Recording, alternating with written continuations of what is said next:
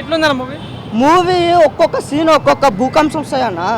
సినిమాలో కూర్చున్నాడు ఒక్కడు కూడా చక్కగా కూర్చోలేడు, ఎగురుడే ధూమ్ధామ్. గంగమ్మ జాతర ఉంటుంది, జాతరకైతే జాతర మాకు.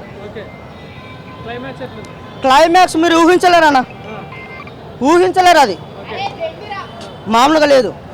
పార్ట్ 3 ఉంది, పార్ట్ 3కి అయితే ఇంకా చెప్పొద్దు, అది ఉంది, చాలా ఉంది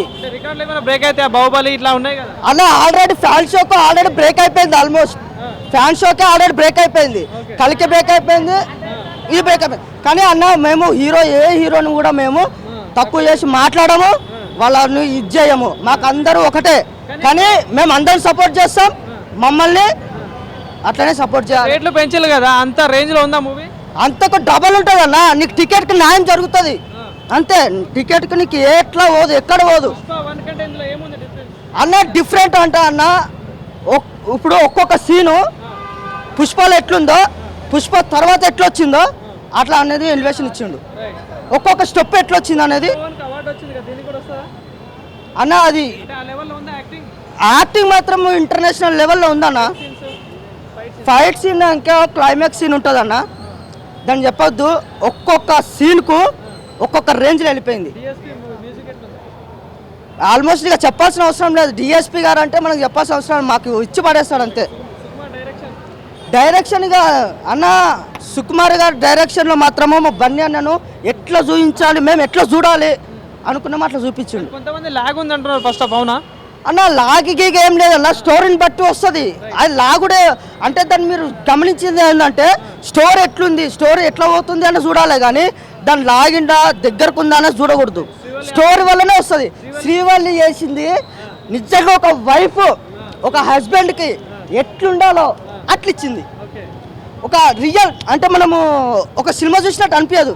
శ్రీవల్లి పుష్పరాజ్ ఇద్దరు సీన్లా మనము ఇక బయట ఇట్లా ఏం లేదు, డైరెక్ట్ వాళ్ళ వైఫ్ అండ్ హస్బెండ్ ఎట్లుంటారో అట్లనే రియాలిటీ చూపించిండు.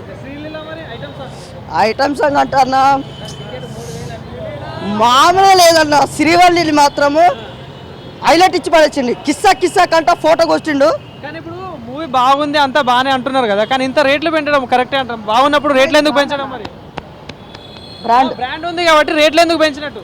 బ్రాండ్ అన్న ఇప్పుడు అన్న ఒక నిమిషం, ఈ షర్ట్ ఉంది 5,000, ఈ షర్ట్ ఉంది 2,000, కొంటున్నావా లేదా? కొంటున్నావా లేదా? నేను అడిగే దానికి ఒక సమాధానం చెప్పు. రికార్డులు బ్రేక్ చేయడం కోసమే 2,000 షర్ట్ ఉంటుంది. నువ్వు ఏ షర్ట్ బ్రాండ్ కావాలంటే బ్రాండ్ కొంటావు, నార్మల్గా అంటే నార్మల్గా ఉంటావు. రికార్డు బ్రేక్ చేయడం కోసం రేట్లు పెంచాలా? లేదన్న, రికార్డులు బ్రేక్ చేయాలని చెప్పి రేట్లు పెంచుడు కాదు, ఇది సినిమాని బట్టి రేట్లు పెంచిండు. ఆ సినిమా 3 సంవత్సరాలు ఎంత కష్టపడ్డాడో ఆ సినిమాకి అంత వచ్చింది కాబట్టి రేట్లు వచ్చినాయి. రేటింగ్ ఎంత ఇస్తావు, ఏం చెప్తావు ఫ్యాన్స్? రేటింగ్ 10కు 10 ఇవ్వచ్చు అన్న. ఈ విషయంలో అయితే తగ్గకూడదు, 10కు 10 ఇవ్వచ్చు. ఈ విషయంలో ఏం లేదు. ఇంకొకటి ట్రోల్ చేసే వాళ్ళకి కూడా ఒకటి ఇదే చెప్తున్నా, ట్రోల్ చేసిన ప్రతి ఒక్కరికి దెబ్బలు వాడు కాదు, కానీ ఈ సినిమాతో సమాధానం దొరికింది. మా వాడు నేషనల్ నుంచి ఇంటర్నేషనల్కి వెళ్ళిపోయాడు. బెస్ట్ అంటే బెస్ట్ అవ్వచ్చు అన్న. మీరు సినిమా చూసినా నాకు తెలియదు, కానీ క్లైమాక్స్ సీన్ ఒక్క సీన్ చాలన్న రికార్డులు బద్దలు కొట్టడానికి. అదొక్క సీన్తోనే సినిమా ఇంకా ఊహించినంత ఎత్తుకెళ్ళిపోయింది. చూడని వాళ్ళకి ఒకటే, సినిమా చూడండి, హైలైట్ చేయండి. Super hit duper hit already almost అది సూపర్ హిట్ డూపర్ హిట్లో ఉంది, అవుతుంది. That's it. Thank you.